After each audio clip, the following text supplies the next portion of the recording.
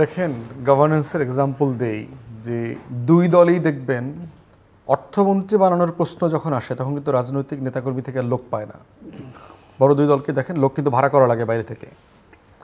দুই দলকেই দেখবেন রাষ্ট্র চালানোর জন্য। আওয়ামী লীগে তো লোটাস কামাল ছিলেন, তিনি দল করতেন, দলের অর্থ বিষয়ক সম্পাদকও ছিলেন। মানে পুরোপুরি ডুবাই দিয়া দেশ এবং জাতি সবাইকে ডুবাই দিয়ে পালাইছেন আর কি একসাথে। আপনি যদি কিবরিয়া সাহেবকে বলেন অথবা ধরেন মালমোহিত সাহেবকে ধরেন, সাইফুর রহমান সাহেবকে ধরেন, কাইন্ড অফ টেকনিক্যাল লোক আর কি। মানে পলিটিশিয়ান, যে অর্থে পলিটিশিয়ান আমরা বুঝি বাংলাদেশে, রাজপথে মিছিল মিটিং করা পলিটিশিয়ান ওনারা ছিলেন না কখনো। এটার কারণ হচ্ছে যে তাহলে বুঝতে হবে যে রাজনৈতিক দলের সিরিয়াস সংকট আছে, যে এই ধরনের লোকরা কেন পলিটিক্সে নাই অথবা আসতে পারে না। জিয়াউর রহমান সাহেব ছাড়া কেউই, কোনো পলিটিক্যাল পার্টি এবং লিডার চেষ্টা করে নাই যে এরকম মানে জাল দিয়ে ঝেঁকে ঝেঁকে ধরে এনে এদেরকে পলিটিক্যাল সিটে বসায় দেওয়া। বি চৌধুরী, সাইফুর রহমান থেকে শুরু করে এরকম ব্রিলিয়ান্ট লোকদেরকে উনি এনে মানে বসিয়েছিলেন প্রফেশনের জায়গা থেকে। এবং উনি কিন্তু এটা থ্রেটও করেছিলেন যে টিপিক্যাল পলিটিশিয়ানদের জন্য লাইফ আমি হেল করে দিব, জাহান্নাম বানায় দিব। এবং বাস্তবে তো তাই। আপনি দেখেন যে টোটাল আমাদের যে ছাত্র রাজনীতির প্রসেস থেকে জাতীয় রাজনীতিবিদ হওয়ার যে প্রসেস, এই প্রসেসের ভিতরে কি সে কয়েক হাজার বই পড়ার সুযোগ পায়? সে কি এই প্রসেসের ভিতর থেকে 10-20টা দেশে ঘুরে আসা পৃথিবীর পলিটিক্স?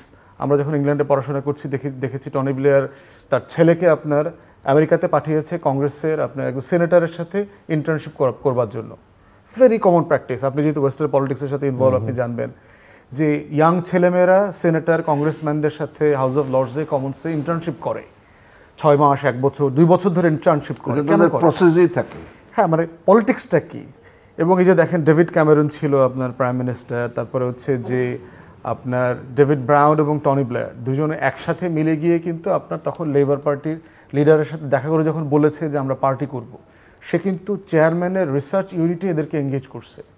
এবং এই রিসার্চ ইউনিট থেকেই ওয়েস্টে পলিটিশিয়ান, বড় বড় পলিটিশিয়ান ডেভেলপ করে। কারণ রাষ্ট্রকে পিছন থেকে বোঝা, গভর্নেন্সটা কী জিনিস, আমার তেলের সংকটটা আমি হ্যান্ডেল করব কিভাবে।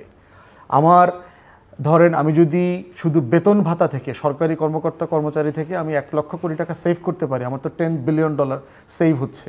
তাহলে আমি কেন $1 বিলিয়ন জন্য গরিব মানুষের উপর ভ্যাট চাপাই দিব? আপনার তো ওয়েজ অ্যান্ড মিনস বের করতে হবে গভর্নেন্সের জায়গা থেকে। কোনো রাজনৈতিক দলের নেতাকর্মীদের ভিতরে লার্জলি কোনো পড়ালেখার কালচার নাই। কারণ যেই প্রসেসের মধ্য দিয়ে পলিটিশিয়ান হয় বাংলাদেশে, এতে ছাত্র জীবন থেকেই চাঁদাবাজি, টেন্ডারবাজি, 2 নাম্বারি, 9 নাম্বারি, এবং এগুলো বলছি কিসের ভিত্তিতে বলছি? ধরেন আমাদের জেনারেশনে আমি আমারটা দেখছি, এখনকার জেনারেশনটা আমি জানি। আমার বাবা রাজনীতিবিদ ছিলেন, তার কাছ থেকে তার গল্প শুনেছি। আমি শত শত আমলাদের, রাজনৈতিক লেখকদের বই পড়েছি। এর টোটাল কনক্লুশন হচ্ছে কি এখানে কোনো লেখাপড়া নাই। লেখাপড়া কারা কিছু করে, একটু বাম রাজনীতি যারা তারা করে, তার ভেরি ডক্ট্রিনাল পড়াশোনা করে, ডানরা করে খুবই রিলিজিয়াস, একদম ক্লোজ জায়গা থেকে লেখাপড়া করে। এই দুইটা লেখাপড়াটা আবার প্রবলেম্যাটিক। তো এই জায়গা ওপেন না, খুবই ডক্ট্রিনাল পড়ালেখা। আপনি যেখানে ছিলেন, আমরা যেখানে পলিটিক্স করছি, একই রকম বাস্তবতা। তাহলে সমস্যাটা কোথায় দেখেন যে আমার পলিটিশিয়ান তৈরি করার কোনো জায়গাই তো নাই বাংলাদেশে। কারণ পলিটিক্যাল অ্যাক্টিভিস্টটা আসলে কি করবে? সে দাবি সম্পর্কে বুঝবে, জনগণের চাওয়া পাওয়াটা বুঝবে, এবং থ্রু গভর্নেন্স সেটা ডেলিভার করবে একদিন। এক্সাম্পল দিয়ে দেখেন, আপনি যদি 69-এর গণ অভ্যুত্থানের দফাগুলো পড়েন, তার ভিতরে একটা দেখবেন যে ছাত্রদের লঞ্চে ভাড়া, স্টিমারে ভাড়া অর্ধেক করতে হবে, এরকম একটা দাবি তখন ছিল।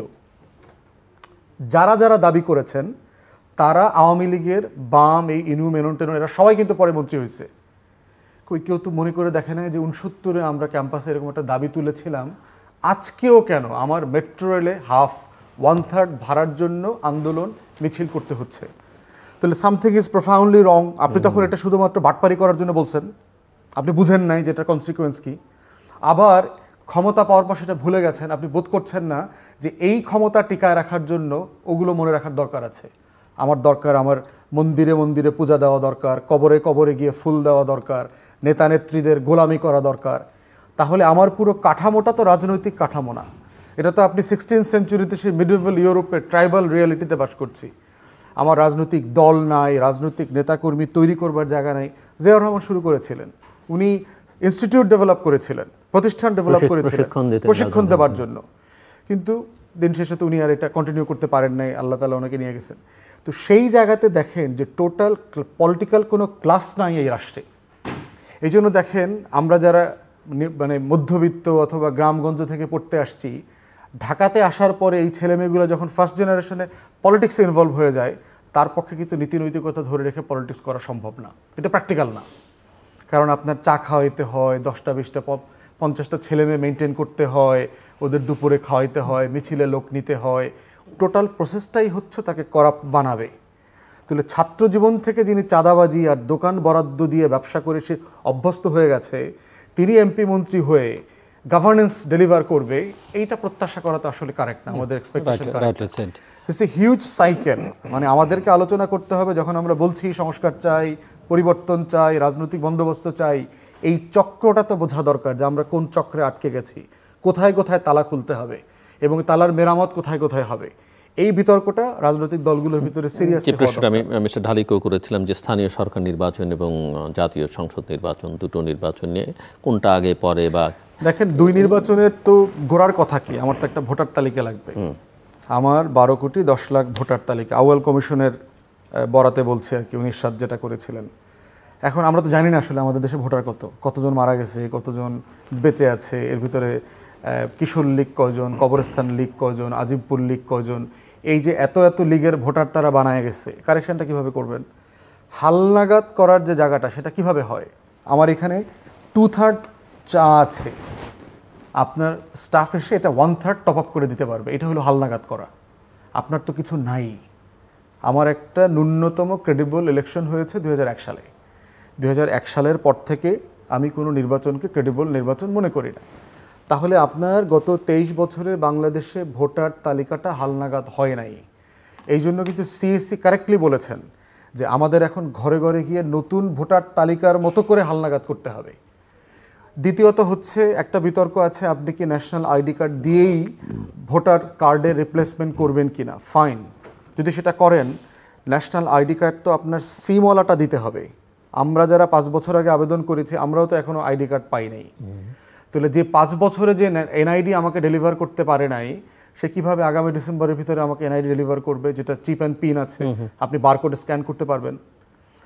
থার্ড হচ্ছে যে আপনি এক্সিস্টিং তালিকাটাকে শুদ্ধ কিভাবে করবেন। আমরা দেখলাম যে ইলেকশন কমিশনে আপনার ডেটা বিক্রি হয়ে গেছে। আমার 6 কোটি 6.5 কোটি মানুষের তালিকা বিক্রি হয়ে গেছে কয়েক দফা, 20-25 লক্ষ কোটি টাকা লুটপাট হয়ে গেছে, জয়, পলক টলক, ভারতীয় কোম্পানি মিলায়। আপনি কোনো ইনভেস্টিগেশনই হয় নাই, 1-2 জনকে গ্রেফতার করা হয়েছে, একটা মামলা হয়েছে। এই প্রসেসটা কোথায়? মানে আমার এই তালিকাগুলোর এখন সেফটি সিকিউরিটি কোথায়? তাহলে আপনি নতুন করে যে 12 কোটি মানুষের তালিকা সংগ্রহ করবেন, আপনার কি সেফটি মেজার আছে, রাষ্ট্রের ক্যাপাসিটি আছে কিনা এটা করবার? তাহলে এখানে তো অনেকগুলো চ্যালেঞ্জিং কোয়েশ্চেনের উত্তর দিতে হবে আপনাকে। মানে আমি শুধু ভোট চাই বললে তো হচ্ছে না।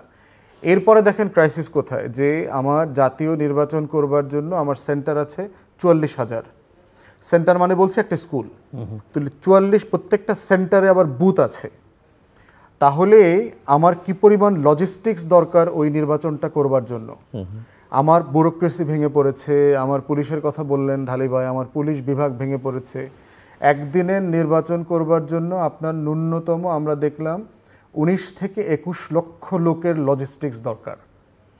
কারেন্ট যে রাষ্ট্রের যে কর্মচারীরা যারা আছে, কর্মকর্তা কর্মচারী, এদের 70 থেকে 80% আওয়ামী লীগের রিক্রুটেড অথবা বেনিফিশিয়ারি। এখন এই আওয়ামী লীগের বেনিফিশিয়ারি যারা দিল্লি এবং আওয়ামী লীগের গোলামি করেছে 16 বছর, can they be trusted for a fair election? It's a big question. মানে আমি শুধু ব্যালটে গেলে তো হচ্ছে না, কারণ আমার তো ব্যালট ম্যানিপুলেশনের ঘটনা এই দেশে ঘটেছে। বিএনপিকে 100 সিটে 2008-এ পরিকল্পিতভাবে হারিয়েছে।